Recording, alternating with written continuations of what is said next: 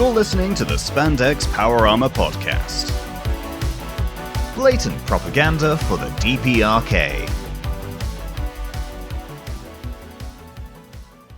Hello, and welcome back to the Spandex Power Armor Podcast. After technical problems, scheduling issues, and Gorgon plots, we are back discussing the obscure side of Kaiju movies. In particular, Kaiju movies from South and North Korea. 2 for the price of 1. Well, in this case it's 3 for the price of 1, because on the South Korean side, we have not 1 Yongary, but 2. We're trying to be excited with this, but... Oh, you're trying. I've thoroughly given up any kind of pretense of enthusiasm for this particular subject, and I'm the one who suggested it. Yeah. Oh yeah, it'll be fun. I have fun memories of watching Pulgasari with my best chum and riffing it. Little did I realise I'd have to watch it again on my own. Yeah.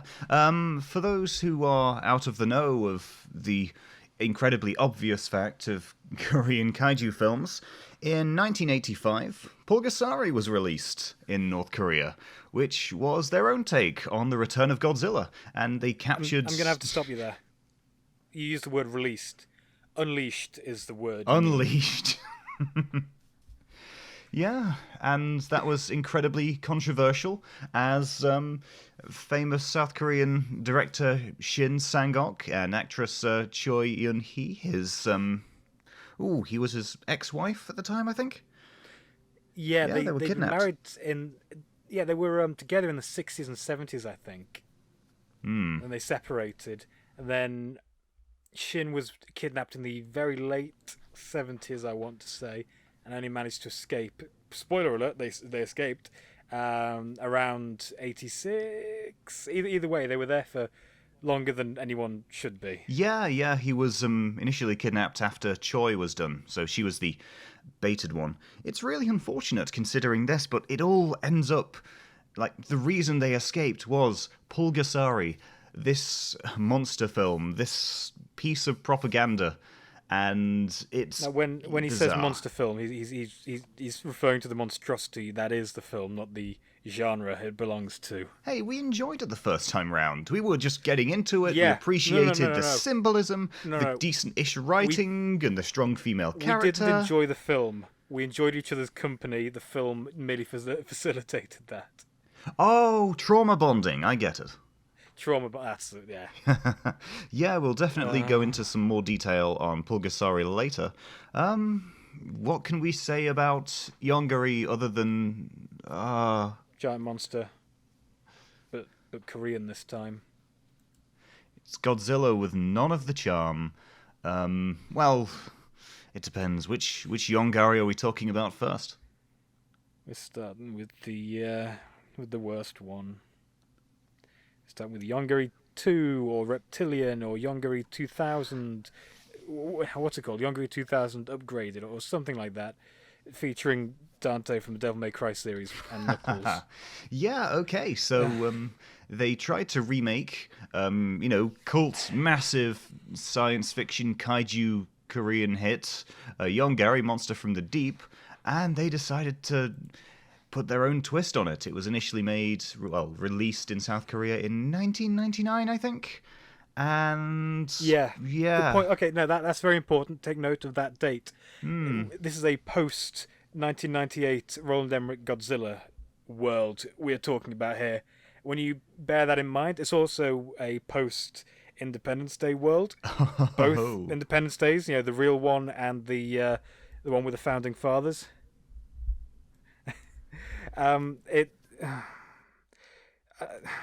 look, the movie's just Independence Day with bits of Godzilla spliced in. I'm going to say that straight off the bat. It's important for me to establish that so that you understand why I hate this movie so much. I'm not exaggerating, it's just that. We did not have access to the original version, but instead we had to access the 2001 Upgrade Edition.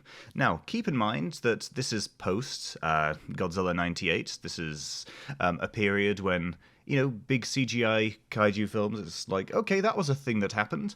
And we finally got a Western release of it. And you could tell that the company distributing it had so much confidence in the film that it was renamed from Yongary to Reptilian. And the DVD cover very art specific is name. like just a perfect asylum ripoff of Godzilla '98. And I see it and I think, wow, this is some bargain basement crap. And I was correct when I saw the film. It was just such a mishmash of so many 90s blockbuster tropes all put into one, but with no charm.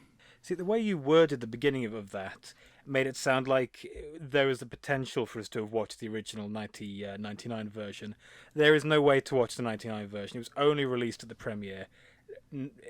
It's never had a home release. This is their best foot forward with this movie. This horribly re-edited mess. Now, what was what they thought was good. the difference between the 99 and the 2001 version? Well, we can't say we weren't there at the premiere. There's been no. The big differences that we know of is that they replaced a bunch of special effects. They George Lucased it.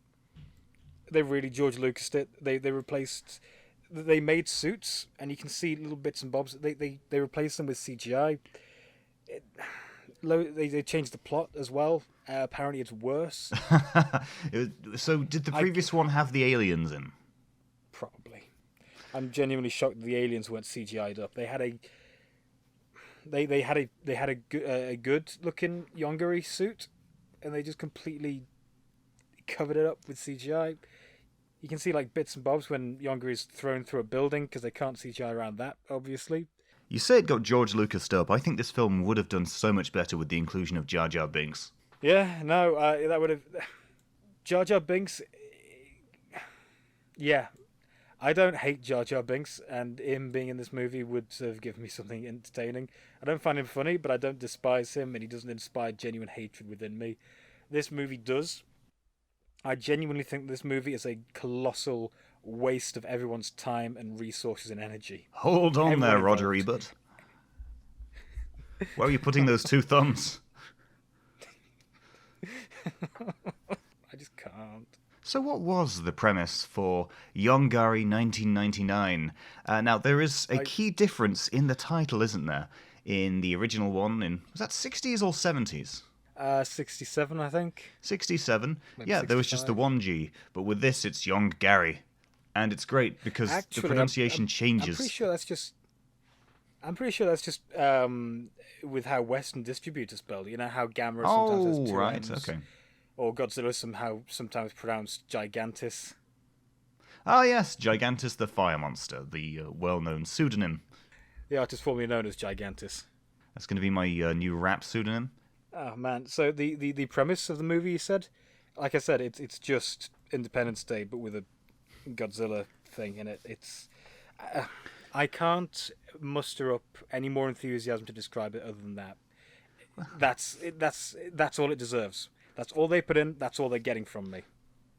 Well, for those masochists who want to know more, it starts off with your standard stereotypical, beginning in some Asian cave. There's a stock flute sound effect, and some scientists come across a bunch of runes written on walls that Well, you see, are later... that stock flute sound effect you mentioned, it confused me for the rest of the movie because the way they portray it, the way we're slid into the movie, I'm all geared up for it to be set in some generic Asian country because that is the exact same sound cue they use when they're going into Asia. Like if it's any kind of made-for-TV episode and they're switching to somewhere in China, it's the exact same flute. Oh, yeah. Like, oh, cool.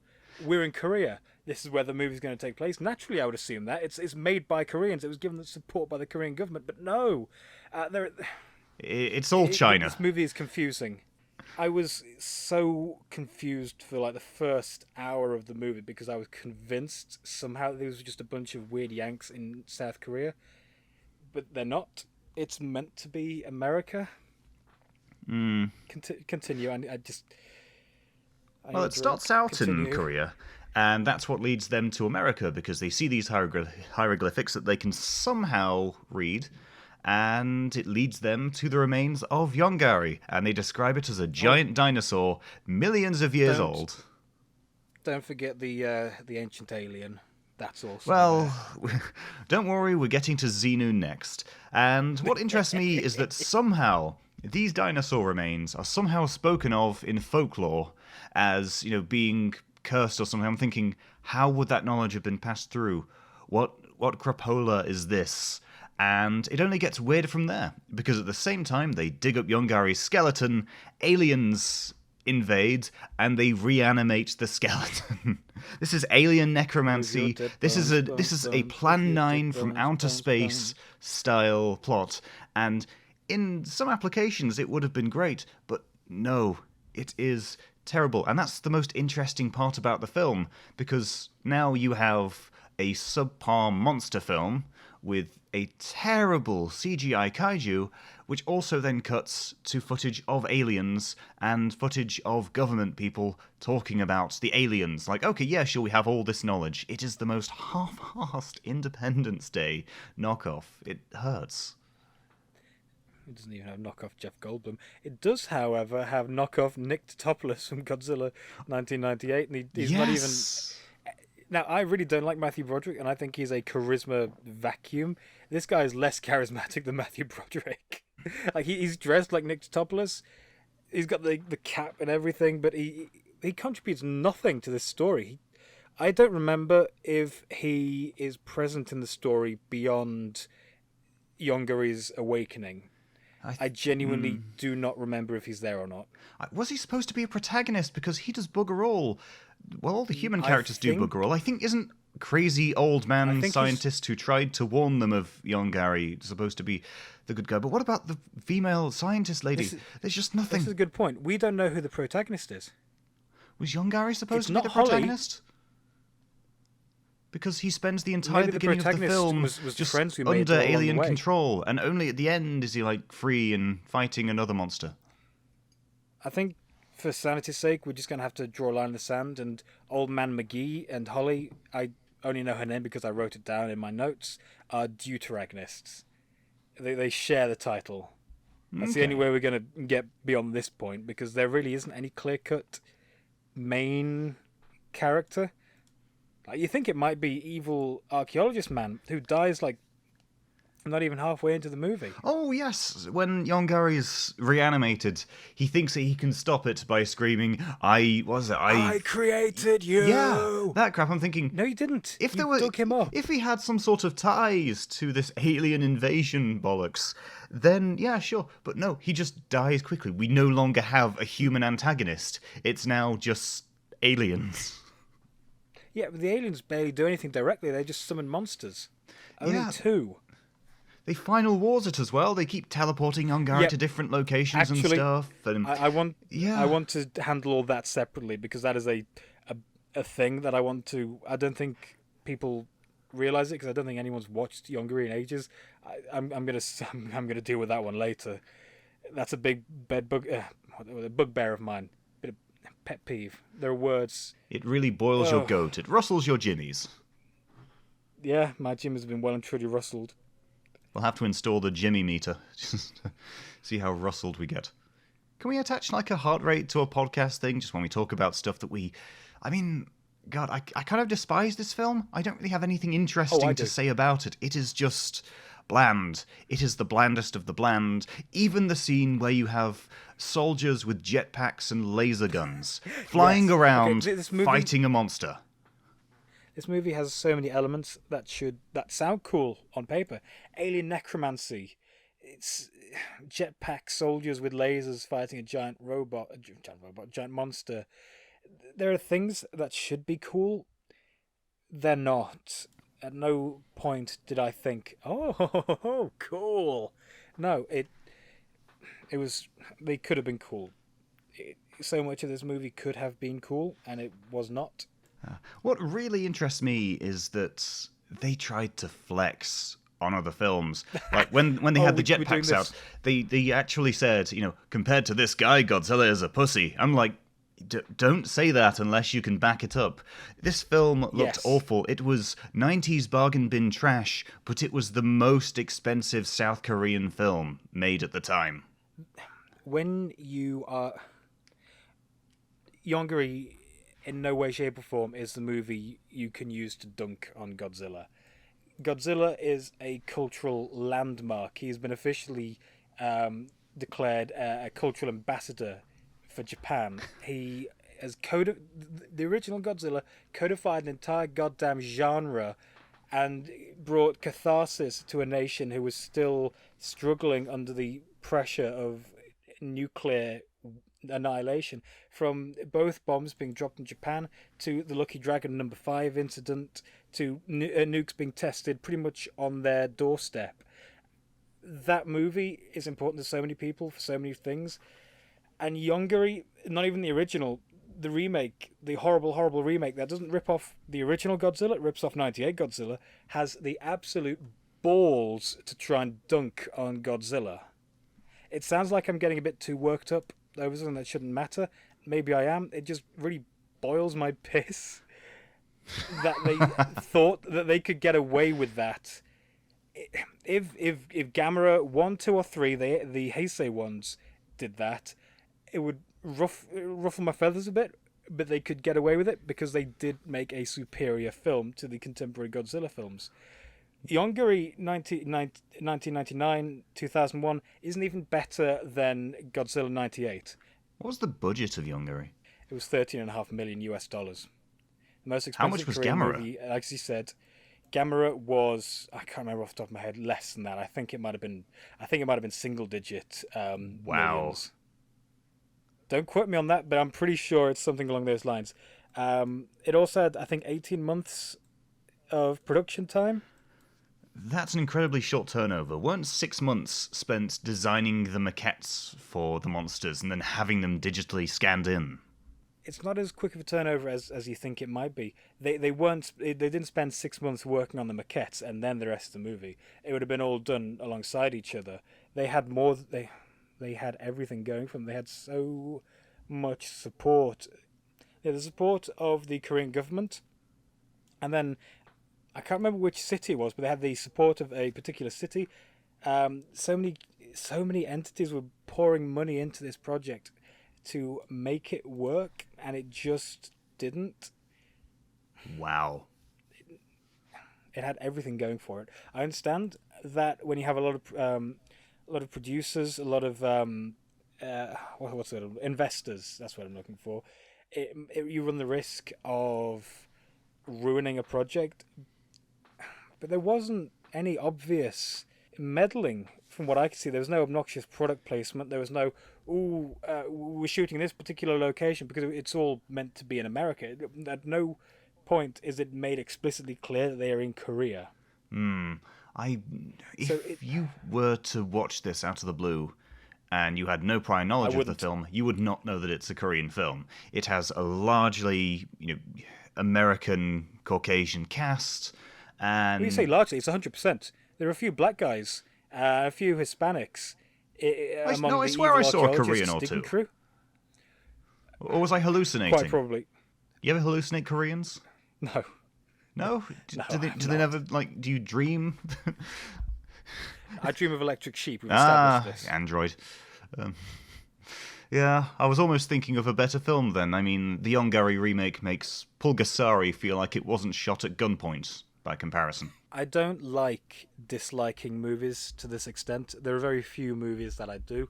Batman vs. Superman is one of the only ones that springs to mind that makes me feel so vehemently bereft of joy, levity, and enthusiasm.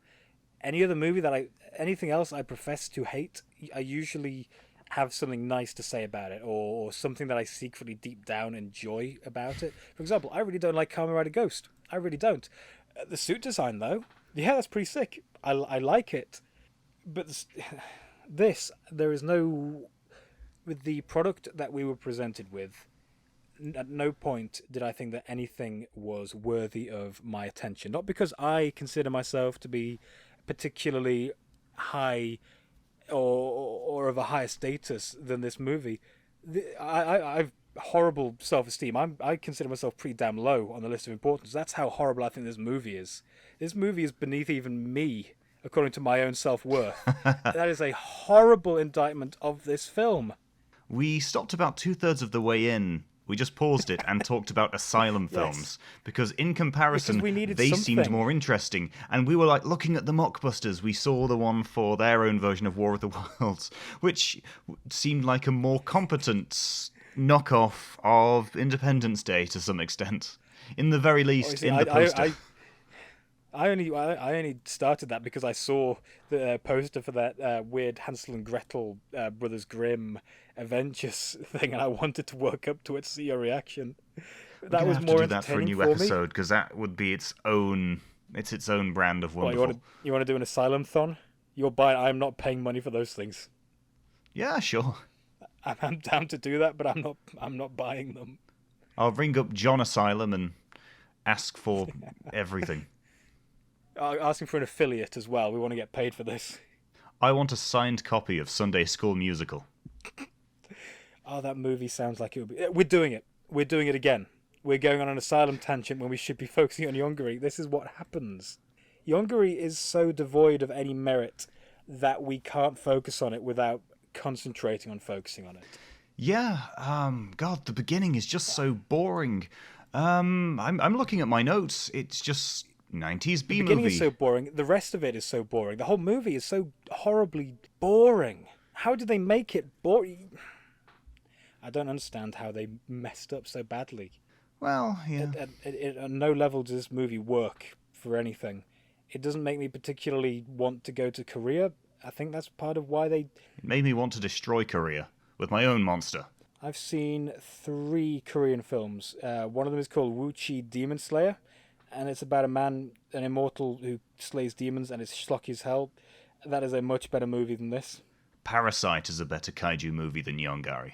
Oh, actually, I keep meaning to get around to watching Parasite. It's meant to be pretty good. Oh, yeah, I've heard of course, yeah, it is a monster movie, because the real monster is man. See, that's the kind of vibe that you get from older Toku things, where there's always someone at the end saying, maybe the real monster is us, after all. Usually when it's just a monster that's trying to eat or stuff, or just following nature. There is one interesting thing about this, though. I know that we cited it a couple times while watching it, but didn't this film kind of... It was Final Wars before Final Wars Final Wars'd? So yeah, no, weirdly enough, partway, I think like halfway or so through this movie, I noticed something about this looks a bit like Final Wars, when Yongary gets beamed up by the aliens. And then as the movie progressed, more and more I started saying stuff like, oh, hey, that's kind of like in Final Wars 2, and oh, that is also kind of like in Final Wars. And it just came to a point where the aliens shot a meteorite, or what looks like a meteorite, at Earth that decimated most of the city. Another monster came out of it, and it was just the Monster X Kaiser Ghidorah sequence. Yeah, all pretty over much. Again. And it's this weird, crappy-looking Gamera with lobster claws that can... It's quadrupedal as well. Yeah, oh god, it's this weird centaur thing. And, it can survive having its head cut off, and it's all badass and stuff. And I'm thinking, hang on, why didn't the aliens use that first, if that was easier than resurrecting Yongary? I mean, surely, you'd resurrect Yongary after you've had other big messed up tentacle monster do its thing. You would think. Clearly no one involved in the making of this movie thought. Otherwise we would have gotten something of value. We did not. It was so underwhelming. Final Wars is fun. I have a lot of fun whenever I watch Final Wars. This was not fun. Final Wars was camp. It was schlock. It was great. The closest it came to getting fun for me, or the closest I got to feeling anything, was when I was watching through it and saying, oh no, this is like Final Wars. It was pretty grim. I did quite enjoy spotting scenes where they did use Yongary's suit, or just physical props, like when he was downed, you could see his tail, or you could see the suit crashing into a building, something that does kind of make sense, but the problem is with this...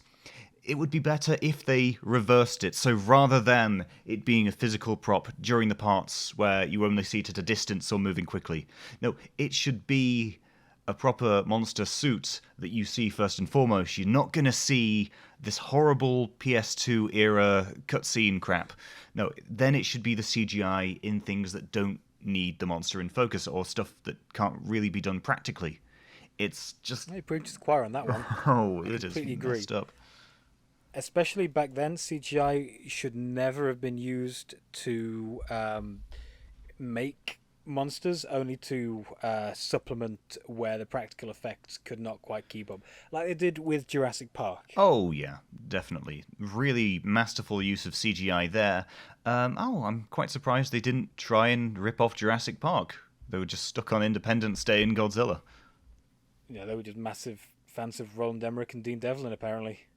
Good lord, I just remembered one scene where Yongary's in a city and he dodges missiles from a helicopter several times, just straight up knocking off a scene from 98 Godzilla, which people, are, what's the term, split about, but it is still a good film. It's not a great Godzilla film, but it uses the Godzilla name just to get out there because, hey, it's there in the zeitgeist, but it's still a competently made film with really good scenes. It's really engaging. It's got charm. It's got some soul to it. The point being, you can have fun with it. Yeah. You can't have fun with Yongary. No. I hate this movie so much. I really, genuinely despise it. I will never watch it again. Can we just screw everything and talk about Pulgasari? We're going to have to suffer the 60s Yongary. Look, I'm gonna check my notes because this movie will not stay in my mind for longer than is absolutely necessary. If there's nothing in there that I particularly care about talking about, then by all means, let's move on. Actually, no, I want to do Pulgasari second. We're going to do the second Yongary after this. We need something to stay awake. This is how dispassionate we feel about this, by the way. This is not us being unprofessional, because we're not professionals. We're just this movie is just so bored terrible. by it. What's next on my Yongary notes for this? Okay, they made a scene with... given no character. Yeah. He isn't. Made a scene with laser guns and jetpacks underwhelming. Pew pew. Oh, the alien plot doesn't affect anything. Yeah. They don't interact with anyone. The most they directly interact with people is, one, by waking Yongary up, and two, by saying another monster. This could have been easily fixed. You could cut the aliens out and just have the two monsters be summoned by each other's presence. Archaeologist lady's accent keeps fluctuating between some American thing and something British. It's less consistent than Newt in Aliens. Everything was written by an 8-year-old Korean boy who was raised on B-movies. You get better animation from amateurs and source filmmaker. That's all I have to say. Oh yeah, the jetpack scenes was just obviously standing in front of a green screen. Maybe they make them lean against a wall or something. You can see where their feet are planted. Yeah, no, there's this one shot where you can see a guy who's clearly being held up by a wire, but he's got his foot braced against the green screen behind him. Again, I would like to reiterate, $13.5 million. It's not even an interesting backstory. It's not like, misuse of funds or embezzling or funneling it to anything. No, it's just incompetence. An expensive flop that only had a continued existence in bargain bin DVD buckets. It was just... Yongary doesn't even look like Yongary in it. Oh, no, it's... Actually, this goes back to what I said about Godzilla 98. It uses the name of an existing property to kind of drum up some support. But for this, it's something that no one cares about. It's just a completely obscure blip, unless it's like some sort of tradition in Korea, like how The Wizard of Oz is always shown on Christmas Day. Maybe there is a holiday where people gather around the television and watch Yongary 1967. That's like their jam, and they were so hyped to have this remake. And maybe there is that. Maybe people are against the new Yongary, calling it Yongary in name only. Go to hell! I had that joke lined up. I was going to make. And instead of calling it Zilla, it's called Gary. He took the Gary out of Yongary. No, he took the Yong. What was it? Yong out of Yongary. It's just Gary. Look, I want to go back to something else you said because that's infinitely more interesting than any of these movies.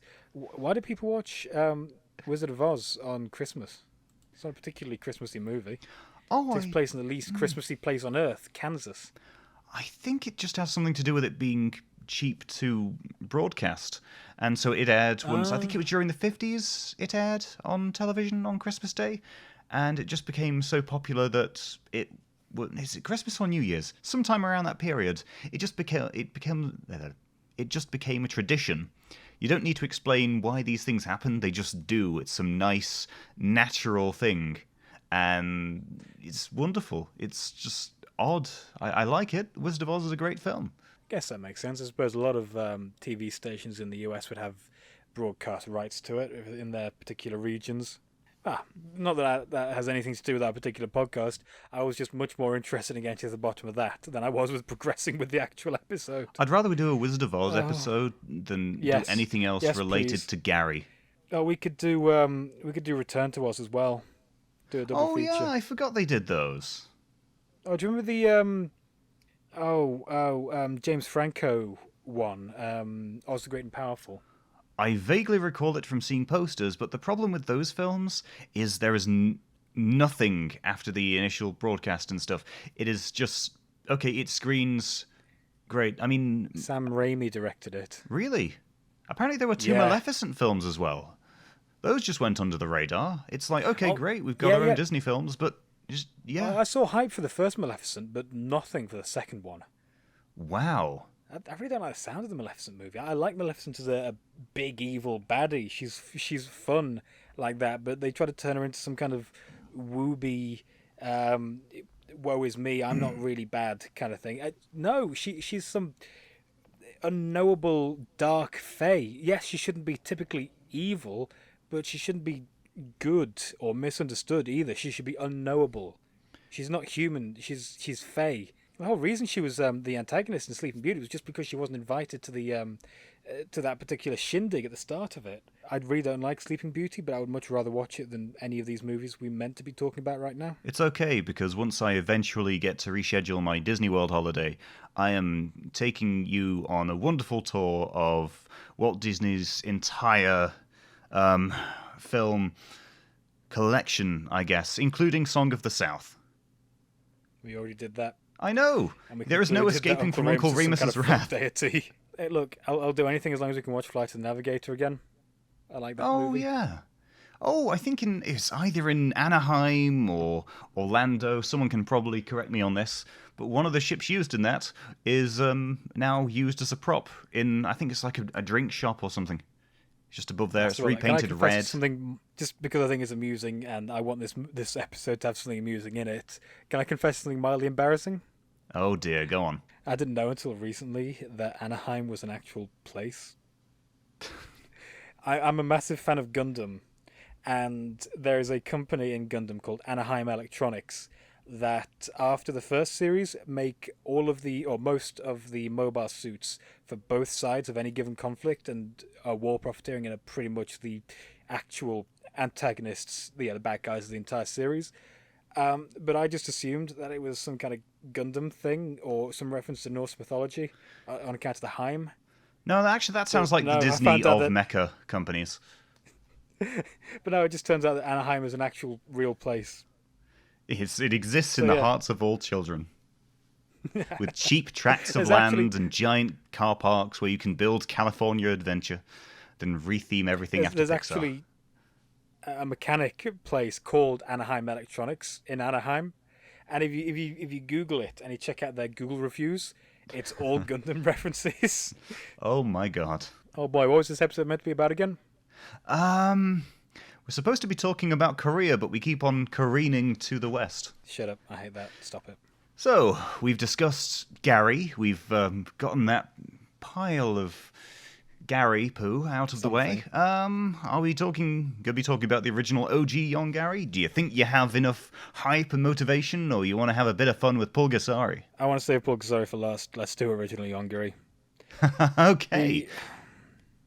The original Yongary is a Godzilla knockoff. There is nothing else to define it other than that, and it's not even a very good Godzilla knockoff. I would much rather watch Gorgo than this. Burn. That's the review. Goodbye, everyone. Well, that being said, both Gorgo and Yongary were riffed on Mystery Science Theater 3000. That's how we could actually watch the old version. It was all Yes, right. because I'll be damned if I'm paying for it. It's so boring. Right off the bat here, I know we're going to talk about Yongary in a bit more detail, but the only thing I can remember that makes the film unique is the death scene where you see him bleeding out of his arse. That's all I remember. They've got actual blood coming from a kaiju. It's just dead in the pool. There's a kid crying. And I'm thinking, that's some very odd blood placement. His anus is bleeding. I really didn't like the climax of that movie because right at the end they try to shoehorn in a whole kind of, when will man learn? He only wanted to live. He only wanted to drain all of our energy resources to eat. No, you mispronounced it. If Dr. Wiley has taught, sorry, Dr. Light has taught me anything, it's energy resources. It's a Mega Man 8 reference. I don't have a speech impediment. Please play Mega Man 8. It's horrible. Dr. Wowie. Yeah, no. It's just a series Also, the of... child's name is Itcho, and he makes people itch because his uncle, his older brother, is someone Oh no, he knows it's his older sister's boyfriend. Older sister's boyfriend has a itchy torch that he leaves lying around. His name is Itchy. Now, just to clarify, we watched the English dub. Whether that kid's name is Itcho in the original version or if it was just a dub edition, I don't know. I don't care enough about this film to find out. But that's what I was presented with. The film starts out like any other tokusatsu film. I mean, okay, this sounds a little bit strange, but if you show this to anyone, they think, oh, it's just another Japanese monster movie. Except for maybe, like, the Racist. Clothing. A little bit racist. Oh, hush. We clocked onto the same exact goddamn thing. Oh, Now, yeah, with the women wearing the traditional Korean dress. Yes. Yeah, no, I one of the only good things I put in my notes about this film was that it's nice seeing Korean fashion for a change, because I'm so used to Japanese by this point. Oh, yeah. Yeah, it's really neat. The style of dresses is quite nice. I like it. And it was nice seeing it extensively throughout the film. So that's a point in Yongary 1's favour. Yeah, they have pretty dresses. It gave me pretty dresses to look at. Yeah, otherwise it starts out like any other film. You know, it starts out completely unrelated to the monster. It's like, okay, here's a married couple, here's a scientist brother who is way too hardworking. Why did they get married at the Space Center? That's where I'd like to get married. Who gets married? Yeah, but we don't work there. He works there. I work in a mini golf place. I will die before I get married at a mini golf course. You know what? I'm gonna have to. Once you have a fiance, even once you've moved on from the mini golf course, you're gonna get married there. It will have to be some sort of blood oath. It will have to be a bet. You are going to get. It doesn't need to be that one. It will be in a certain mini golf place. And I'd be angry with you if you didn't display so much faith in me by assuming I'll get married, so thank you. Oh, you're trying to beat the system now. I'm going to get you one of those mail-order brides. Look, I'll take what I can get at this point. Olga will do. Olga will do just fine. Where the heck was I? Oh, yes. So, yeah, it starts out something like that, and also the married guy is an astronaut, and he's called on some important space mission that actually isn't pertinent to anything other than him... having to land a capsule, and it's completely unrelated. It has nothing to do with him. He could be a jet fighter pilot. He could fly high altitude planes for all the impact it makes on this story. I was thinking that while I was watching it. At no point does space play into this at all. Space is more relevant in the remake than this. The scientist side character was the only one who actually had any agency, except for the annoying child who, was like, oh, look, he's eating fuel and things that go hot, therefore we have to do cold things to fight the monster. But yes, it just starts out like your standard schlocky 60s Toku thing. It's just a lot of humans doing stuff. Takes a while to actually introduce the monster. You got earthquakes and then boom, monster. Someone mentions offhand like, oh, this reminds me of the legend of Yongary. And that has more importance to the plot than it did for Gary. Because seriously, it's like, okay, let's name this after a mythological monster, and that's all the meaning it needs. But with Gary, it's like, okay, it's an ancient alien plot or something from millions of years ago to raise a dinosaur. How the hell would that have passed into folklore? Like, that's just... It wouldn't. Horrible. It absolutely wouldn't. Although an interesting thing that links all three movies is that the monsters in universe are actually from folklore. Yongary is, in both films, either a mythological creature or an ancient thing spoken of in prophecies. In Pulgasari, it was some kind of folk creature as well. Oh, I think it was called the Pulgasari, yeah. I vaguely recall seeing that on the Wikipedia page. You know, I do all my research extremely well. Like I said, we're not professionals. We're just, we do this to have fun. This episode is significantly less fun. You think we had fun? Yeah, we suffered for our art. We're such masochists that eventually we'll turn this into latex power armor and we'll descend into pure filth. Yeah, may as well. I'll get suited up. The safe word is henshin. Oh my. Oh, what's next? Yongary. Oh yeah, they mentioned the Middle East conducting nuclear tests, and this is something that bothered me because at no point... Okay, so it's heavily implied, I think, because I wasn't really paying much attention because it was really boring, that the nuke tests awaken Yongary. Yeah, I think that was what However, was implied. If the nuke tests were in the Middle East is a significant distance away from South Korea. Now I was wondering if in the original South Korean, the non-dubbed version, if there was North Korea that was doing nuke tests at this point, and they just edited it out for the dub. I do not know. I am not interested enough to find out. If anyone knows, let us know in the comments. Rather, I'm just not interested enough to find out on my own. Well, the Middle East is far away enough for it to be not radiation doing anything, but shockwaves. You know, because nukes are pretty big. They can send shockwaves, you can sense them from the other side of the world, there's all this stuff. So, yeah, if they had a scene of, like, a seismometer going off or something... It seems a bit arbitrary. Just something to say, wow, all these Especially since the Middle East weren't known for nukes in the 60s. You know who was known for nukes in the 60s? America. Well, Russia was pretty big on that thing, and they did quite a few proxy wars in the Middle East. I forgot the Clone War... Oh, no, I just almost called the Cold War, the Clone War. Oh, pop culture's poisoned my mind. That would have made the 60s so much better. What's this anti-droid McCarthyism? Oh, what, you've got Richard Nixon. Begun, the Clone Wars have. I only used Nixon because that's the only US president I could do a decent impression you of. didn't even do realistic Nixon, you did Billy West Nixon. It's only the future armor one. It's now just moved into common knowledge that he goes, "Aroo." Oh. Did I tell you the backstory for that? Why Billy West decided to have Nixon say that? Is it because he thought he was a werewolf or thought he seemed like one?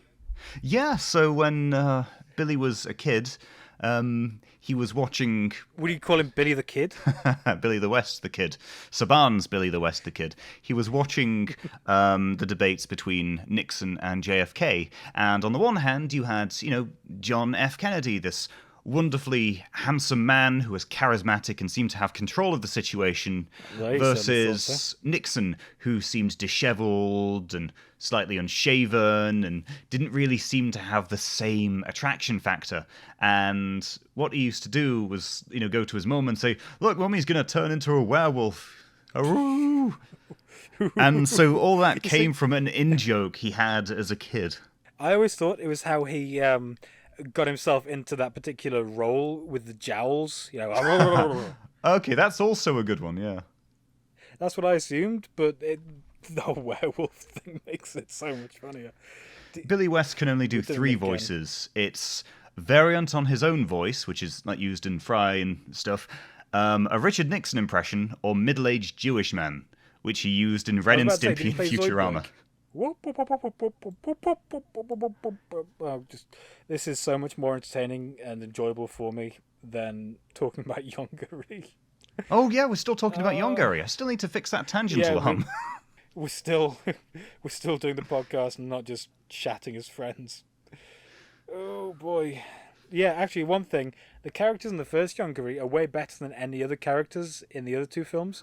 The bar has not been set particularly high, but this film includes a child called Itcho who makes people itch multiple times. That's all you have to do. Well, yes, he also sees Yongary flailing about and assumes he's dancing and thinks he's a good person. When, no, hang on, that thing was just attacking everything. I don't know what the moral is. Is the moral that man should stop protecting their oil reserves? Man should stop... No, it's when will man learn? Learn what? When will man learn? Doesn't matter what we learn as long as we learn it. Yeah, very well. I'll try to learn... Oh! I was gazing thoughtfully into my mug of coffee when I was trying to think of something clever to say, only to realise it wasn't empty, so I ended up spilling coffee down my leg. Cold coffee. I'm wearing shorts and my legs. When will man learn to finish his coffee before tipping it over? That's it. Oh, I hate this movie so much, and I will never watch this one again either. I'm trying to think of something important to say about Yongary. I didn't take notes on this one because it just seemed I've got a decent amount of notes. It was a by-the-numbers kaiju flick from the 60s. Hang about. So, in the first act, they introduce a gun that makes one itch. In the third act, they bring it back. I've therefore dubbed this trope Chekhov's itching gun.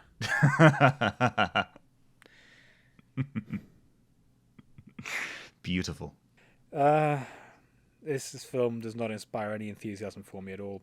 This seemed like such a good idea when I thought of it. Oh, yeah. We got North Korean monster movies, and we got South Korean monster movies. Let's watch them all and do a video on them. Yeah. Oh, they use really horrible Dutch angles when they're evacuating the city. Only in that scene, and it doesn't work at all. I hate Dutch angles. Tripods should not allow one to do that to a camera. We need to do Battlefield Earth in that case. Oh, no. I've not watched that movie. I don't have any desire to do so. Oh, come on. Doesn't John Travolta wear massive platform boots in that? Yeah, he has to be 7 feet tall. Ooh, so it's not even like a Tom Cruise thing. He just has to wear them. Yep. And I swear to this day he's still wearing them. There is one... Not so much in Pulgasari, because the monster action is pretty important to the plot in that one. But in the two Yongary films, there is such a disconnect between plot threads that my gold standard for monster movies is the original Godzilla. That is not a very original thing to say, I know, but that's how I feel. It is a really good movie. It is absolutely masterful. It is one of the best monster movies and one of my personal favourite movies of all time. And the way that the human drama and the monster action are woven together, I think it works really well. They are both important to driving the plot forwards. Not so much with Yongary, especially the remake one. It's just... Incompetence is the word of today, kids. Incompetence. And it doesn't even have any charm to it to make me think, oh, yeah, this movie's kind of crappy. But damn it, did they try? The special effects weren't that great either. So, you know how there are a few scenes of Yongary eating fire and burning fuel and stuff? Hey, look, actually, I want to be nice, so I'm going to spend this little segment being nice. I actually kind of liked that shot. It's very easy to please me, and I like seeing fire in reverse for some reason. It's fun. They just reversed it coming out of a flamethrower, and they didn't even make an effort. I like it. I know. They didn't conceal like the little flamethrower tube either, and you could tell it was an empty suit. My primitive monkey brain liked it. I liked the earthquake bit with the earth splitting apart. It's not the best, but I like it. I really like miniature stuff and special effects like that. Some of the special effects, well, none of the special effects are great. Some of them are fine, and the ones that are fine shone through so much because of the context that they were in that I enjoyed them. There's an incredibly backhanded compliment, I know, but that's the best I can do. I'm trying to be nice. I don't enjoy being down on stuff because I love films, and I love tokusatsu and monster films most of all, and having to be mean and dispassionate and dismissive about any of them actually upsets me a little bit, which is why it makes like a catch-22, a vicious cycle, whatever phrase I'm trying to use there. It makes it less fun for me. He doesn't hate you, So I don't go out of my Yongary. way. He hates what he I'm became just because of you. disappointed. Yeah, you made me do this, Yongary. When will you learn? When will Yongary learn? When will Korea learn? See, kids, we call that one a brick joke. So, now we move on to a more exciting part of our episode, which is Pulgasari, North Korea's contribution to tokusatsu, heavily inspired by 1985's The Return of Godzilla, and very, very heavily, to the extent that I only realized how heavily it was when I saw close-ups of Pulgasari's face. They had a separate model that had facial animation. Yeah, They could move the eyes, they could move the brow. Yeah, it was competently made because they got special effects people in from Japan. They lured them in thinking, oh, we're going to be doing some shooting in China. Nope, welcome to North Korea. Now toil. Oh, good grief. You know, it starts off with the logo of North Korea's film company, and they've got like a knockoff Mount Fuji in the background of it, and that really just set the Isn't that tone for me. Mount Paektu? I don't care enough about North Korea. Geography to know. Mount Paektu, it's like really important symbolism for them, and it had a statue. I think it was Cholima, the winged horse.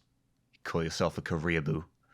Ew, I don't like K-pop. Yeah, I'm not a subhuman. Have you seen the We posted footage this on of Twitter, I shouldn't say that. people? Have you seen the footage of people showing K-pop stuff to North Koreans? I was watching that the other day. oh, what a horrible place. Yeah.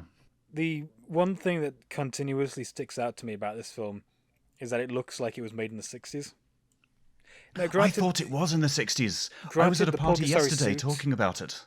The suit, it would be too advanced for the 60s or be very expensive in the 60s, but the picture quality, the makeup, the acting quality, everything else about it screams 60s to me. And it was made I was in surprised it was the 1985. 80s. It was nuts.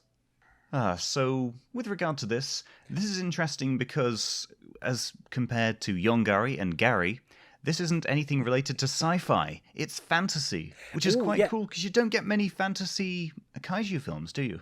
No, you don't. And this gives Pulgasari kind of its own identity, which helped it stand apart from most other tokusatsu and kaiju flicks, especially of the era.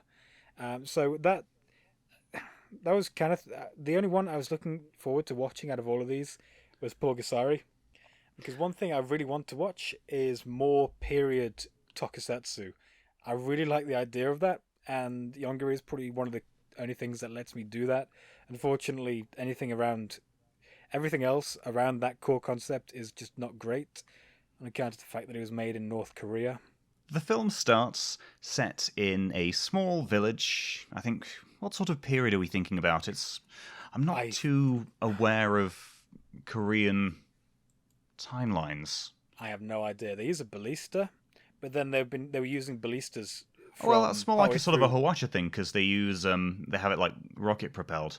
I'm just reading it now. It's feudal Korea during the Goryeo dynasty. Was that a word you said, or was that a cough? I don't know at this point. What was I talking about? Feudal Korea, Goryeo dynasty. Oh, wait, no, Hwacha. Yeah, it's like an old school missile launcher. Yeah. So what if fireworks could kill you? Is the whole premise of that weapon. So you said feudal Korea. What kind of year roughly are we talking? Like what kind of time span? What does Wikipedia say? Let's see. Sometime between 918 AD and 1392. I'm going to go with the 1300s. It looks more 1300s-ish. And I know because I've been playing Ghost of Tsushima, and that's really fun. I love that game so much. Yeah. Please tell me about Ghost of Tsushima. Haven't they released a free multiplayer mode for it? Not that I've played yet, but I'm damn interested in it. I really love this game. I've unlocked the ancestral clan armor of the main character. And the first thing I did was check the armor dyes you can get for it, and one of them is gold, so I'm going around in King Ghidorah samurai armor now. Oh, nice. Oh, it looks so good. And I got a white horse and gave it like golden saddles and stuff like that before this, so I'm going around on a golden gilded horse with golden Ghidorah armor. It's fantastic. Makes the stealth gameplay seem a little odd. Well, the stealth gameplay is only in it so they can continually guilt the main character for committing acts unbecoming of a samurai. Even though, historically speaking, ninjas weren't actually a separate class of warriors, they were just samurai doing other things. It was like covert ops, but with samurai. That's right, cool. Ninjas didn't exist. So, going from Japan back to the glorious kingdom of North Korea. This film starts in, a cute little 13th century village. Soundstage. There's the blacksmith, an old guy who's got all his apprentices and stuff, and the government is corrupt as hell to the extent that they appear to the village and demand that more weapons be made to fight the bandits. Could I interrupt here with one of the things I made in my notes? I find it incredibly amusing and a little bit ironic that the government shown to us here is abusive, authoritarian, and corrupt, and demanding everything that the citizenry has. True, yeah. It's a little more representative of the North Korean government, to the extent that the government came in and were like, okay, yeah, I mean, you mentioned there's no iron to make weapons to fight stuff. No, we're going to take all your tools, all your cooking pots, everything you use for farming to subsist on. Yeah, we're just going to melt them all down. It took me longer than it probably should have to realize what was going on. I think they're doing that because they want to demonize their past so that no one can look back on the halcyon days of yore and long for a day before dear leader, China did something similar in recent years. They banned time travel stories, which are becoming rather popular because it was all about people escaping to a simpler time before the Chinese government. Wow indeed. As an overall kind of thing, this is a story that's very ancient. So it's a farmers' militia revolting against a corrupt king, and it's all right, really. But the fantasy aspect is what makes it unique, because after the government take all of their tools and stuff, the old blacksmith steals them back and hides them. And when the governor demands to know where the tools are, he said, no, Pulgasari took it, hinting at some sort of mythical creature. And they're like, no, come on, that doesn't exist. And so they lock him in a cell with no food or water, and all the young men that they arrested in the village are there as well. They're on hunger strike and stuff, and it's getting to the extent that the blacksmith's 2 children, I have a list of their names here. I don't know why you put in that much effort. In fact, that's something I also made a note of. Everyone in this village refers to each other as brother, sister, uncle, aunt. It makes it really hard. That's cultural. I know. I figured partway through, but for the first half hour, I thought that the two, the main guy who gets executed or is tried. They attempt to execute. They were cousins and they were arranged to be married. Oh, right. I thought they were going for a weird incest thing there, which would be probably period accurate, but weird. Going back to it, the blacksmith's 2 children, but I want to talk about the male Anna and his older sister Ami, they end up throwing balls of rice through the window, just so he can actually get something to eat. And now this is quite a common thing, and this is quite a common thing in the film, in that the blacksmith, using his last little bit of energy, sacrifices himself, says a prayer to God, and creates this little effigy of Pulgasari. And this is where your first thoughts came in about it, as to thinking what exactly it was made of. I thought it was made of rice, but you've got a little more of an interesting insight, haven't you? Well, yes, I agree that the main component of this effigy was rice. However, to mold rice, one needs in such a complex shape, one needs a binding agent. Binding agents aren't so common in prison. All one has is the elements one goes in with, like poop. He made that golem out of rice and poop. I have two counterpoints to that. Yes, One, but I shall reject them both. you can boil rice, and just use some water. It just sort of gets soaked together. It's already bound. And two, the man didn't have anything to eat. He was starved. He wouldn't have been able to produce poop unless they were like giving him poop. Counterpoint. Pulgasari starts out brown. Brown rices. Shut up. It's better for you. You get your fibre in. So yeah, the headcanon here is that Pulgasari is a rice and poop homunculus. And yeah, on the night that he creates it, he dies, and you see this little tiny effigy, little doll thing in his belongings. And the day after, Ami then stabs herself with a sewing needle, causing her blood to inadvertently just trickle onto it, and then it comes to life and starts eating anything made of metal. He's awoken by blood. He's a demon. Well, actually, some of it is a little up to the interpretation, because later on in the film they try to render him inactive by getting a priestess to kind of exorcise the blacksmith's spirit, so he's kind of put a bit of his soul into it. True, but it doesn't properly work, though. It staggers him. See, so I always just assume that it is some kind of horrible, fell demon, and that the spell of exorcism only kind of half worked because any kind of exorcism will probably affect a demon somehow. If it Didn't was you pour more blood on him? Yeah. Oh, mate. I didn't care enough to, I was flicking through my phone partway through. It's Pulgasari. If it was something I genuinely liked and had proper significance, like Mothra, then yeah, I'd be on the edge of my seat because I love that film.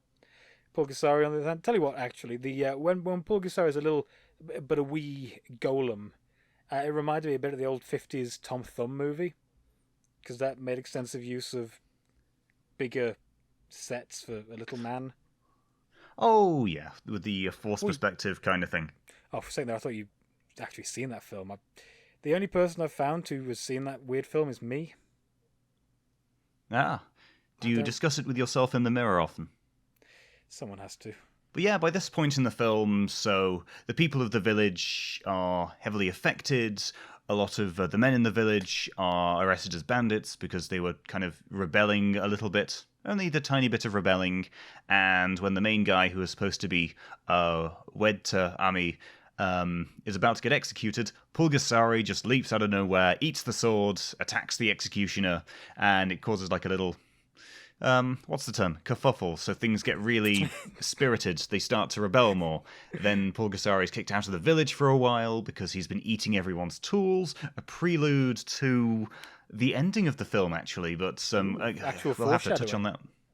Yeah, competent filmmaking. That's what happens when you only kidnap the best. Didn't they get Haruo Nakajima to play Pulgasari? No, they didn't. Was it Kenpachi? I've got his name. I'm going to scroll through me notes. His name was... Was it Satsuma? Yeah, it was Satsuma. Kenpachiro Satsuma. So, just a brief aside, since it's relevant.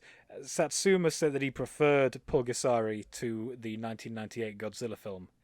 This is a man who was kidnapped into taking part in this film. Well, there's one glowing endorsement. Now, did he say that while he was still in North Korea, or when he was safely in Japan? Oh, it's the darndest thing. There were a couple of armed guards behind him when he said it. Who'd have thought? Oh, but he guaranteed that was completely of his own free will. Yeah, he signed it in blood. He was blinking in a funny pattern, though. Well, yeah, but there's probably a lot of dust there, Oh, sorry, not dust. Yeah, it looked a little bit like Morse code. Because they're so prosperous. But then at that point, Pulgasari is taken away from it for a tiny bit, and you then cut to footage of the king being like, how do we stop these bandits? Because now it's a proper peasant militia, and they get a general in who's going to attack them, and the militia go off to the mountains, and they just go Endor all over the army's ass. You see this nice little fight scene. Yeah, it looks competently done. They have like falling rock traps, logs, and stuff, and I can totally see how that can be a rather nice part of the film. You've got the underdogs winning and stuff, and then the general is like, "Okay, we'll surround this mountain they're hiding in." They didn't have time to pack food, and it cuts to the usual stuff of the militia having to kill their own animals, eating tree bark, until Pulgasari finally reappears after eating a bunch of metal, now the size of a man, and people realize, oh, hang on, we can actually use him to fight it. Then it cuts to a bit of a battle scene where they stick him at the front as a sort of vanguard, and the enemy just legs it, and they just keep on feeding him the enemy's weapons, and he just grows to the size of a kaiju, and I think is really, really cool, because realistically, if that happened, that would be perfect psychological warfare. Yeah. Well, again, they did something different. They did something, and it shocks me that Pulgasari is the one that tried something and thought a little bit, at least outside of the box. It was creatively done, and it was that part I enjoyed, because then it had the various attempts by the general to try and subdue the monster. Like they initially tried to destroy it by they sort of knew that it was bound to Ami, and so they kidnapped her and attempted to control Pulgasari to get him to walk into this giant wooden cage, then burn him. And it turns out that didn't kill him, only made him angry. He attacked the army. They ran into the river. He stepped into the river, boiled everyone alive because he was still very hot. It was pretty cool. Their other attempts were just dig him in a big hole, get the ghost out of him. Genuinely serious attempts to stop a monster. It's not like, oh, we can't necessarily kill him anymore. Although I think they did celebrate a lot when they managed to get like a Hwacha projectile in his eye. He just pulled it out and just kept on wrecking stuff. I really like these medieval period attempts to deal with a kaiju. It's something that I don't see very often. I'm sick of seeing lasers and modern day guided missiles. I like seeing spears and fireworks and pits and cannons being employed against something like that. There's a big ancient cannon that's involved at the end of the film, and it's just impressive. You can kind of see how they're struggling to hold back the monster, and it's quite a cool thing. And okay, I'm not sure which tangent to go for this. So, of course, you see Pulgasari eventually destroy the palace and kill the evil king, and then everyone's celebrating. And then they sort of realize that he still keeps eating. He eats the cannon that was used against him, and then he starts eating the tools that the peasants were using, which kind of was initially what the evil government were doing in the beginning. They're taking their own people's resources for their own means, and Pulgasari's doing the same thing, and Ami sort of realizes that the only way to keep it satisfied would be to attack other countries, to take their resources. And I think that's where they were trying to get some sort of metaphor for rampant capitalism or Western influence. And so what she does is she hides in a bell and rings it to attract Pulgasari to eat it, and by killing her, it causes him to die, which is kind of cool, really, because there's this air of sacrifice that always goes on in these films. Yeah, it's that is something that everyone kind of picked up on. But another thing that I think both you and I picked up on, and it turns out when I was reading about the film, a lot of other people believe as well, is that the director slipped in his own kind of subversive message, where that very same thing that you described could then be inversely applied to the Kim dynasty, where it was a the what's the party called, the DPRK, the Democratic People's Republic of Korea, rose up, promising to make all people equal in this proud democratic nation, and then they're all turned into slaves. I find it rather neat that two polar opposite messages could be taken from the exact same story by people from different cultures. So people, if you lived in Korea, if you bombarded with this kind of propaganda all your life, no doubt you would take the intended, what Kim Jong-il would have intended the message to be. But anyone outside of that would have read something completely different into it. They'd have seen the irony. Again, this is one of the reasons why I like Pulgasari over the other two. It's not necessarily a more competent film, although no, from a technical point of view, that's wrong. It is a more competent film, but it's the fact that there is more you can talk about with it. The plot isn't particularly complex, but there is more that can be talked about through the moral, the ethical, the implications of the story, what it could mean, and the production, the backstory behind the whole thing. I like how it's a really good example of the conventions in North Korean films. Now, so through the entire film, all the male characters who had names, they didn't make it to the end of the film, did they? They all sacrificed themselves. They weren't the hero. Yes. They weren't the protagonist. If we had any character who was a protagonist, it was Ami, the woman, and she also sacrificed herself.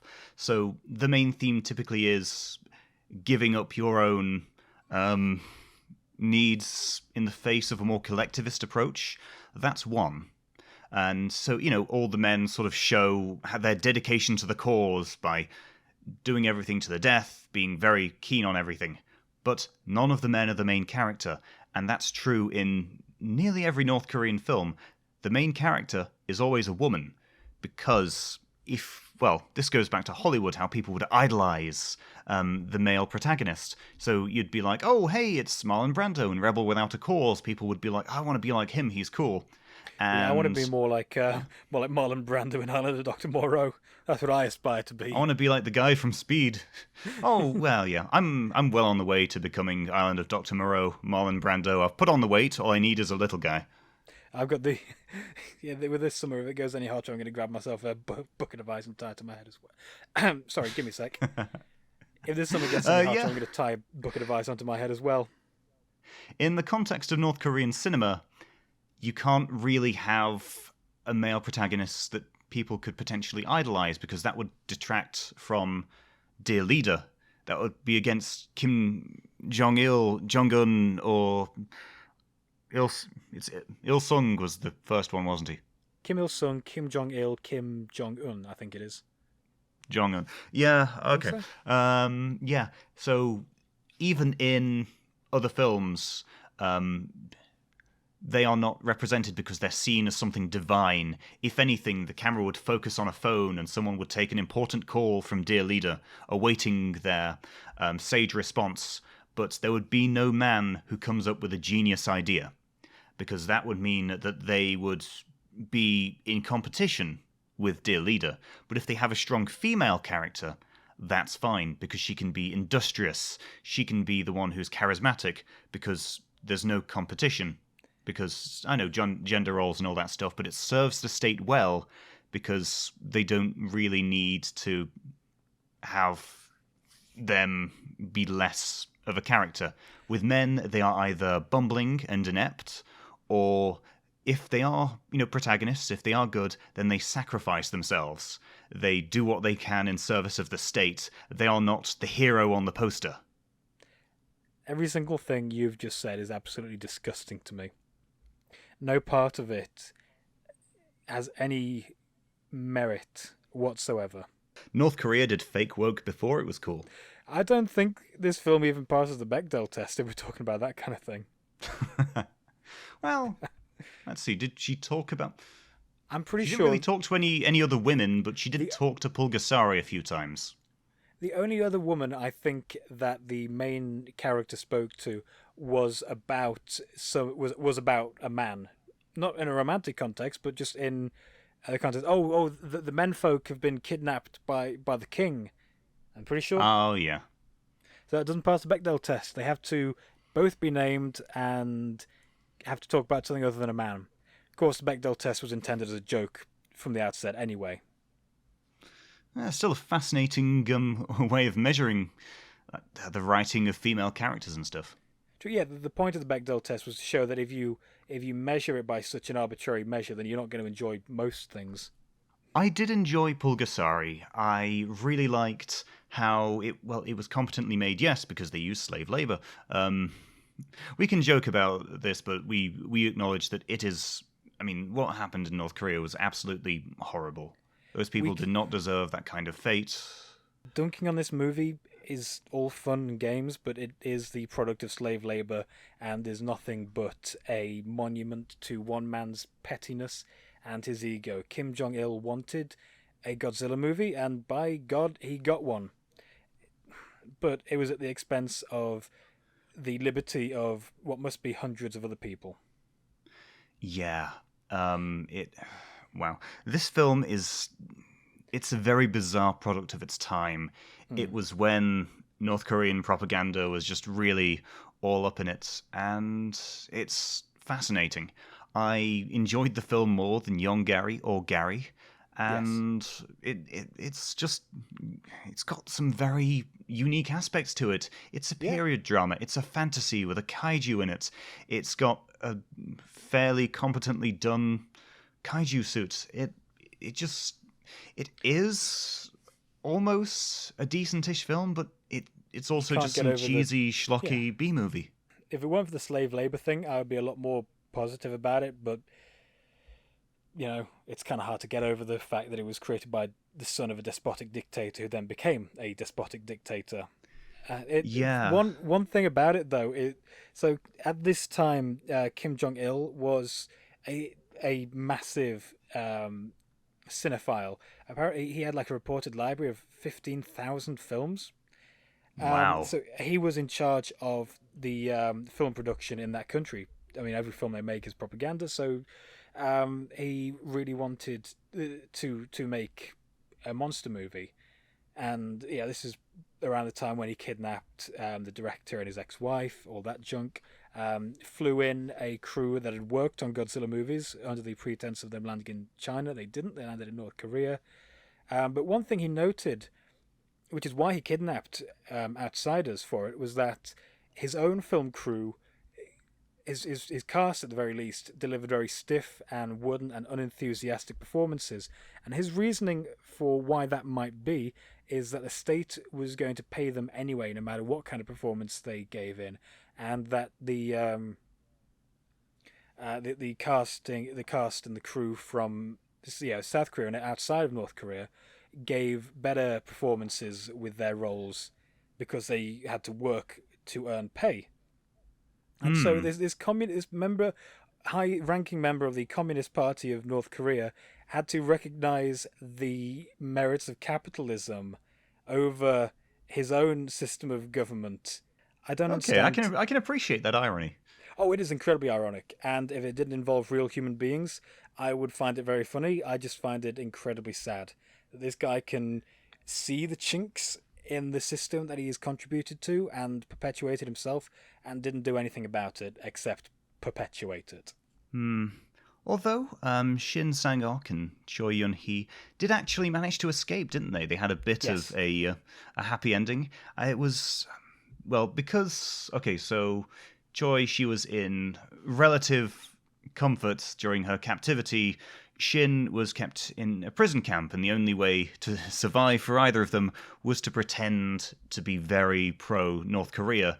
It was the only way they knew that they could escape, and they managed to leave the country. They managed to go to Vienna for business purposes, and they escaped to the US Embassy. I'm so glad they did. No one deserves to be kept in that hellhole. Yeah, and Jong-il was so enraged by this perceived betrayal, that he censored all 6 of the films that he forced Shin to make. He censored them all. They are no longer available in North Korea. All this effort put into it, and it was just like, no. They just had to strip it completely. It's absolutely mental. We've gotten a bit serious on account of the human rights violations, as we should. I'd like to transition to something a bit more fun, I guess. There is a remake of Pulgasari out there, produced by the same director. It's called Galgameth. Okay. Yeah, it exists. There's a remake of Pulgasari. There's a Western remake I'm looking of at Pulgasari. this. Yeah, it's called Galgameth. Oh my goodness. 96, yes? Yep. I really want to watch that with you. That's going to have to be its own damn episode. I'm just reading the Wikipedia page, and it looks like a westernized version of it. Yep. Oh my good lordy. Okay, in comparison to Pulgasari, this feels so 90s. Remember when they tried to make fantasy stuff? Remember when swords and sorcery was a thing, but it was always just so schlocky? You could never quite get into the mainstream with it. Well, aside from knockoff Hobbit. Ooh. Them's fighting words. Yeah, I'm using fighting words, Willow. boy. I love Willow. I will slap you. I will slap Can't you. slap me, it's lockdown. I can go to work, I can track you down. Willow is fantastic. I love Willow.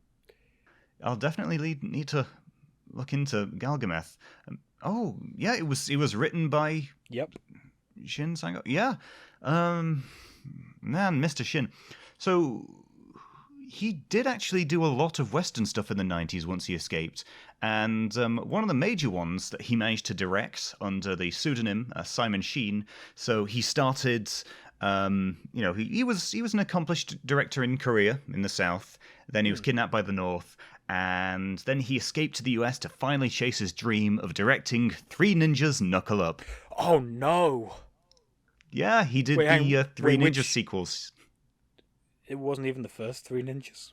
No, then he was executive producer for Three Ninjas Kickback and Three Ninjas High Noon at Mega Mountain. Oh no, the Are one these with real Hulk Hogan. things? Yeah, Hulk Hogan was in that last one. He plays the leader of a terrorist organization that take a theme park hostage. It's about sending a message, brother. Hang on. Let me think of another one. Or perhaps, brother, he's wondering why you would shoot a man before throwing him out of a plane. Oh, yeah. I was wondering what would break first. Your body or your soul? If I take off that bandana, will it kill you? It'll be extremely painful, brother. You're a big guy. Oh, yeah, for you.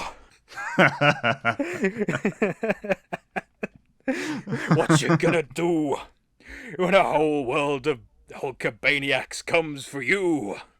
Hulkabania.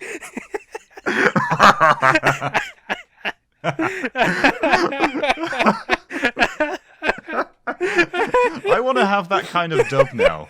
I'm sorry, Tom Hardy. Your take on Bane was interesting, but it would just be better if we had Hulk Hogan voice it. Hey, look, it would be just as inaccurate as Tom Hardy's version. We may as well have fun with it. Why can't they ever make Nightfall Bane Hispanic? Bane was the OG. Why can't they? Why don't they ever make him? He was Mexican, right? Yeah. Yeah. Why don't they ever make him a big hairy Mexican man like Batman and Robin? He could barely say his own name. No, don't even mention that. He was okay in Young Justice and Batman the Animated Series, although he kept referring to the team in Young Justice as El Niños. It's the problem I had with some of that, like including in the representation in the Batman Arkham games. It just felt a bit too much, I think too brutish, when in fact Bane is a genius. He is incredibly clever. He's a master at planning. Well, it's interesting you say that because Bane acknowledges that Batman is too much of a physical challenge for him, which is why in his introduction in Nightfall he sets most of his other enemies against him first before facing him. He has to strategize around Batman's strength. Just please give us a good Bane. He played second fiddle to Talia al Ghul of all people. I don't dislike Talia, just that particular version of Talia. We're talking about Pulgasari still. Oh, we were talking about Three Ninjas. We got to talking about Hulk Hogan. Three Ninjas, Hulk Hogan, man. Oh, man, seriously, when we agreed on doing this, I thought we would have been a little more enthusiastic on the subject matter, but Korean Kaiju, not the best. Sadly. Pulgasari was interesting. It was an amazing little look into propaganda at the time, but I expected more no from other Yongary. merit. Yeah. I mean, you really wanted me to watch Gary with you, and that was just so underwhelming. Yeah, I hadn't watched it before that point, and I genuinely feel bad about making you watch it now. I'm glad we at least watched it together.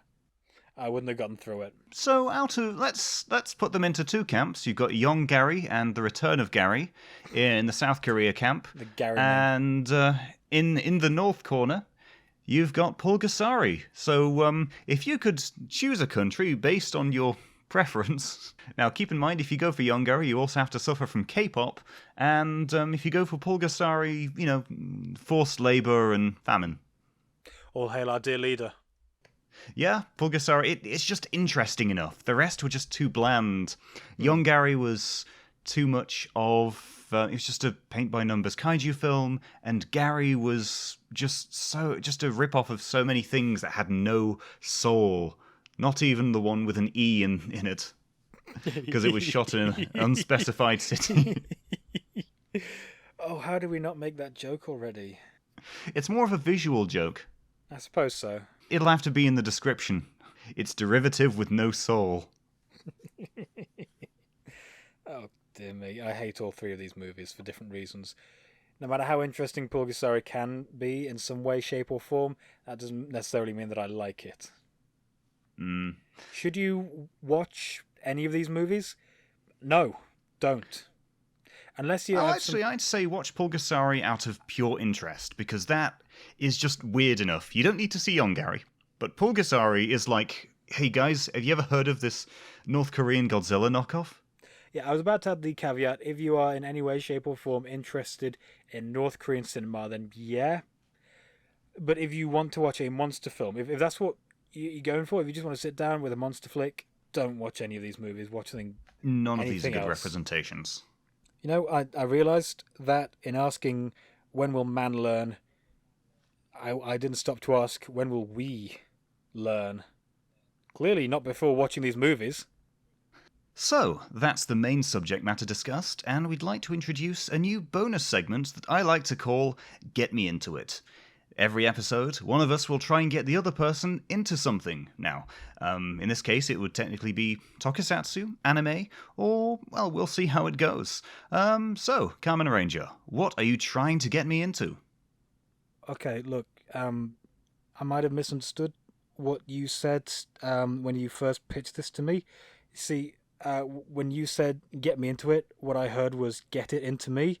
So everything I have prepared for this is kind of not really appropriate anymore. Off the top of my head, Can Ansummers return it? Well, they have a strict no use.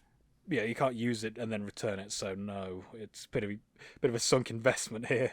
We'll save that one for latex power armor. So if I'm if I'm getting you into something, I have been. This is something I've been really wanting to get someone into it forever. It's these two books called, one of them is Dark Lord of Durkheim, one of them is Year of the Griffin. They're absolutely beautiful fantasy stories, and they're by Dino and Jones, and it completely offends me that no one really is into them. They don't even have a cult following. It vexes me greatly. More people need to talk about this. When were they written? Late 90s and early 2000s. So like a lot of Wyn Jones stuff, it's fantasy and it's very tongue-in-cheek with how it's done.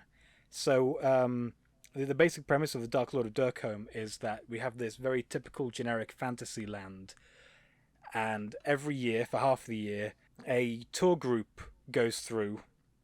Every week a new tour group starts, and they have their own kind of Lord of the Rings style D&D-esque adventure across the land, culminating in them fighting the Dark Lord and being returned to their world after returning the land to balance.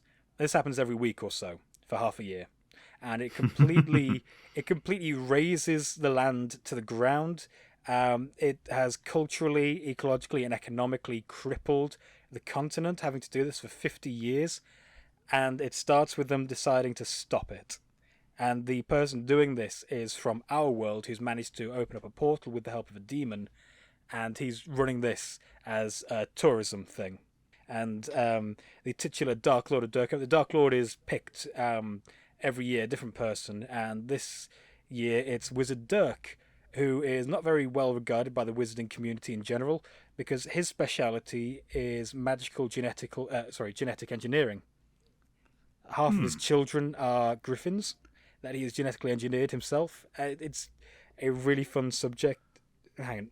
Oh, what's the word I'm looking for? Not subject. Really fun way of looking at magic. After reading Diana Wynne Jones, Harry Potter was completely ruined for me as a kid. I can never go back to that. Year of the Griffin follows one of the Griffin children in that book, growing up a bit more when she's going to the Wizarding University. It's a bit more slice of life and is a criticism of the higher education system. As someone who dropped out of university, I appreciate it. Well, that got political fast. Yeah, you absolutely... I will buy the audiobooks for you if it'll get you into it. I will do that because I need to talk to someone about this. The only other person I know who's read it is my mum. So I'm gonna make you listen to them. So tell me more about it. So, okay, so you seem very fond of stuff that tends to deconstruct the genre a little bit. Yeah, not exclusively. I do like things that play it straight, but if something deconstructs it in a way that is clever and not just, ooh, what if this, but dark. Yeah, it does something different like that. So if it portrays your typical fantasy adventure as a expensive tourism thing, then yeah, I just found that a really nice concept, because then it introduces elements of, is tourism good for local areas or is it bad for local areas? Sure, it can bring in money to some people, but other people it leaves their land kind of trampled over, it leaves the local environment ruined. It kind of dilutes the local culture as well because they have to engineer everything for the benefit of the tourists. Wow. There's a lot. Yeah, no, there's a lot to read into it. Does the world recover near the end? What? How? That just sounds like there's so much going on. The world is set on the path to recovering by the end. It's estimated that it'll take at least another 50 or so years before they're fully recovered from what was done to them. Wow. Yeah, it's a fantastic series. And Diana Wynne Jones had planned more sequels than just one. Unfortunately, though, she died before writing any of them. For those of you who don't know, she was also the author of Howl's Moving Castle, which was turned into a film by Studio Ghibli, Hayao Miyazaki. Also, very nice, but I won't take too much time in this segment that I've already talked about something else for a while. Also, the book is quite tongue-in-cheek. She doesn't play everything straight. I've never seen her play something straight completely. There's always a little bit of a twist. So, okay, you've read Diana Wynne Jones, and you like stuff that deconstructs the fantasy genre and goes into some depth on it. Hang about, are you going to criticize never me read for not Terry reading Pratchett? Terry Pratchett? Yeah, man. Yeah, I'm calling it out now. Seriously, the quintessential fantasy comedy. I know. It's on the list. I'll get around to it. But yeah, this sounds interesting, and I like how it can fit into a lot of stuff that happens nowadays. Like, I think I know some areas near New Guinea with the introduction of Western influences can really affect the economy and the ecological state of the place. So, yeah, that seems quite fascinating.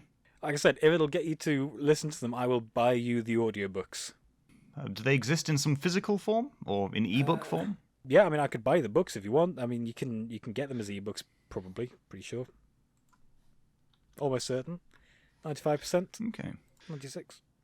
I'll try and look into having a look at them then. I mean, you've definitely got me into it by explaining how it deconstructs it. I like something that it does go into some depth. The archetypal fantasy story, it needs something. You can't really go for the standards. Well, Harry Potter kind of made fantasy bigger again, and yeah, very successful. And George R.R. Martin's stuff, was great. It helped yield long sagas, but yeah. Artemis Fowl and Diana Wynne Jones Artemis books ruined Harry Fowl. Potter I for loved me Artemis Fowl. because they showed me what compelling characters and good world building were. And after that, I couldn't go back to Harry Potter and enjoy it the same way. So all the fun of fantasy without the author being a turf. I have a massive rant. I don't care about J.K. Rowling. I really don't care about her. What I care about is Harry Potter and the massive rant I have stored up about the magic system and how lazy it is. I won't deliver it on the podcast, but it is constantly burning inside me because I really hate how lazy Harry Potter is in that regard. Oh my man! In that case, I need to get my girlfriend in on this because she is a massive Harry Potter fan. We can't. I won't stand for it. I mean, you'd have to be behind screens because it might get bloody, but still, I mean, yeah, there are probably ways in how it's explained. The way magic does work for me as a bit of an outsider, yeah, it just seemed a little bit A little bit pulling it out of a hat, but yeah, it's kind of a shame that fantasy is dominated by your Harry Potters. Yeah. I mean, what? Yeah, I mean, there's nothing can be done about it. I mean, I respect what that series has achieved. I don't necessarily respect it, but I respect the kind of cultural behemoth it was for a good long while. But back to the main subject, I'd say, yeah, you've gotten me interested in the Dark Lord of Societal Consequences. Oh, good. Now that you've said that, I'm going to pester you until you read it. You mentioned genetic engineering. Is this... Please tell me there's some Island of Dr. Moreau style stuff. Do any of the characters wear ice on their heads? No. Can I remake it where this Dark Lord is a morbidly obese Marlon Brando type? We already got that, though. The creatures I he's need more created, of it. The creatures are all very well adjusted. He created sarcastic geese. He tried to breed them for intelligence, but they just became sarcastic. He's got carnivorous miniature sheep, invisible cats, miniature monkeys, a giant chicken, the griffins. My God, surely she must have taken some inspiration from Pratchett here. Oh, almost certainly. Pratchett spoke very highly of her work as well. Oh, wow. He's trying to grow nylon plants. There's a lot of cultural contamination from our world. He ends up trying to grow coffee and oranges and stuff like that because they don't have those in their world. Yeah, you've sold me on this one now. Both books have some of the most compelling characters I've ever come across. With this kind of thing, I absolutely cannot be relied upon to give an objective evaluation of its quality because I love it so much that I'm completely blind to any flaws it may or may not have. I just love it, and I can't feel anything other than love for it. Well, it's good to see you finally enjoying something in this episode because, man, Yongary really didn't spark any joy in you, did it? No, it does not spark joy. I'm never going to watch any of these movies again. Oh, no, I might try and watch Pulgasari again after a few drinks, get some mates in, and be like, hey, you want to see something weird? This was North Korean.